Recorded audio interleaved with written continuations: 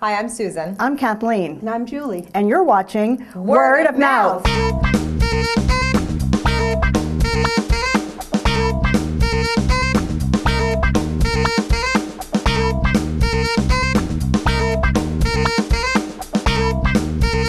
I want to drink a toast to you all, and Griselda's not even here yet. To yourself, surely, with Exactly, Marley. Well, it's not Pope, but it is Managing Director. Over all the women you work with and the men. Yes, an very employment well deserved, agency. too. I'm sure it's just the beginning of something extraordinary. Well, it's worth a party. To Marlene! Marley. And all of us. We saw Top Girls by Carol Churchill. It's a revival of a play that first appeared in the 1980s.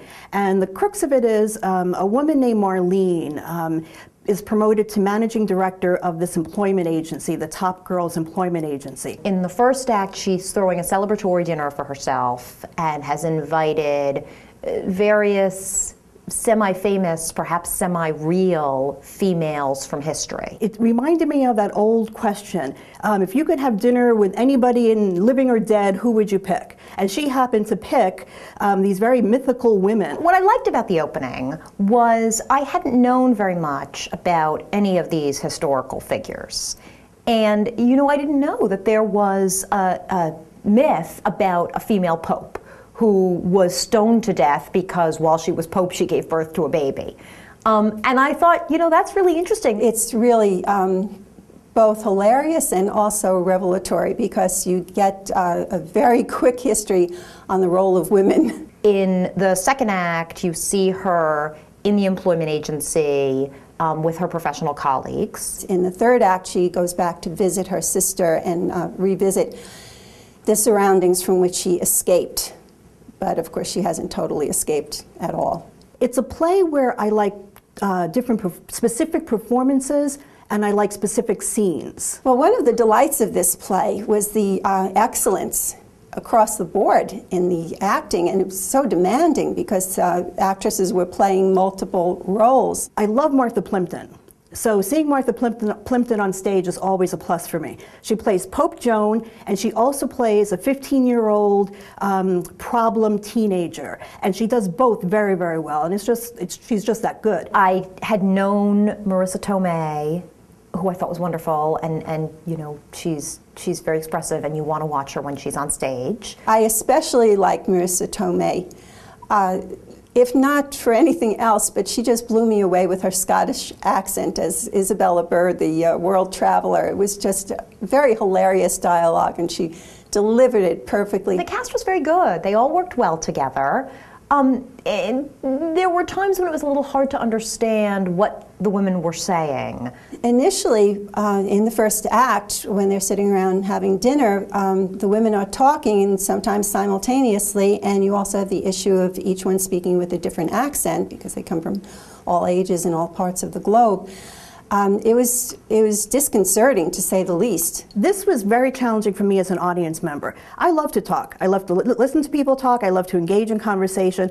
But this was almost like being bombarded with words. After I realized that people do talk over each other in conversation, I tried to just listen to it as if I were sitting at the table and having to make that choice. All right, someone has a thread going in this direction, I'm following it for now, but I have my ear kind of tuned to the other conversation that's going on, and I may switch at any time I want and follow that.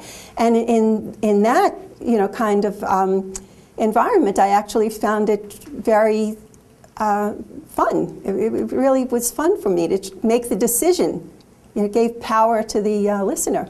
This play, I believe, is meant to be tugging at the heartstrings in parts. Parts of it are funny. There are some lines that are very clever. But I was left cold, I have to say. At one point, I remember putting my head in my hand, saying, and another point, I had to physically put my hand over my mouth because I wanted to say, shut up. Just for a minute, shut up. And that's a clear sign right there. I thought that it was a show about how women are perpetually victims and how they are perpetually victimizing one another. What really resonated with me was this idea that women are really mean to each other and shouldn't be.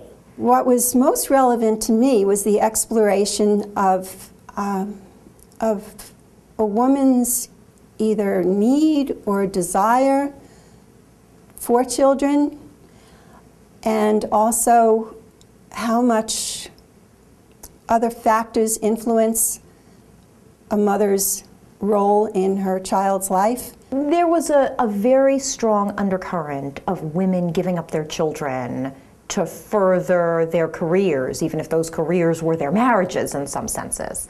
I don't think that today that's as much of an issue, although it's not an issue that you can't have children and have a career. But certainly having children impacts the choices that you make in your career. And so that still resonates, I think. I felt that it was dated, a little dated. You know, this might have been true in the early 1980s. It's still true today to some extent, but there wasn't just enough there to make me want to jump up out of my seat and say, yes, yes, power to the women. I liked the play very much. I liked it for its complexity. I liked it for its staging. I liked it for the dynamite performances by all of the actors in the roles.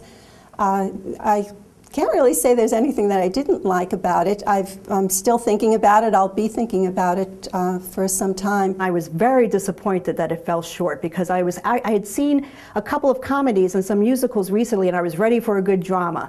And unfortunately, this wasn't it. It certainly got me thinking about a lot of different issues.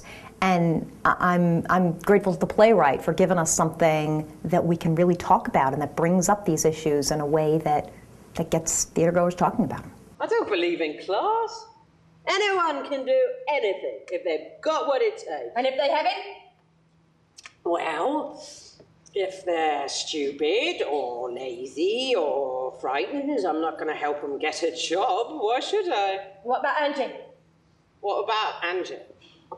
She's stupid, lazy, frightened. What about her? You run her down too much. She'll be all right. I don't expect so, no.